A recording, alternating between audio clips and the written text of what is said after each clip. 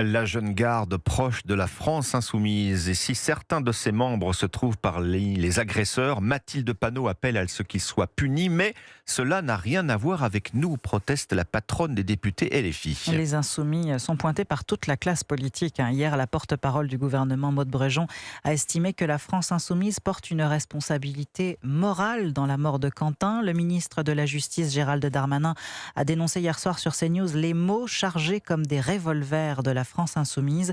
Le gouvernement condamne, mais dans les faits, Jacques Serret, il peine à apporter une réponse ferme face aux dérives de l'extrême gauche. Oui, l'exécutif est quelque peu embarrassé. Aucune annonce, aucune mesure à dégainer pour tenter de répondre à l'émotion suscitée par ce drame. Sur ses réseaux, Emmanuel Macron ne désigne pas l'extrême gauche, il parle seulement d'idéologie. La haine qui assassine n'a pas sa place chez nous, écrit le chef de l'État. J'appelle au calme, à la retenue et au respect. Mais la réaction ne va pas plus loin. De leur côté, le ministre de la Justice, Gérald Darmanin, et le ministre de l'Intérieur, Laurent Nunez, pointent la responsabilité de l'ultra-gauche.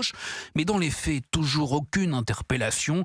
Quant au rôle présumé de la jeune garde, le groupuscule a déjà été dissous en juin dernier sur décision de Bruno Retailleau lorsqu'il était ministre de l'Intérieur. On ne peut rien faire de plus, justifie un conseiller ministériel. Une impuissance loin d'être étonnante. En juillet 2024, lors des dernières élections législatives, le camp présidentiel emmené par Gabriel Attal appelait à faire barrage au Rassemblement national, même avec un bulletin LFI, comme si le péril insoumis n'avait pas été anticipé.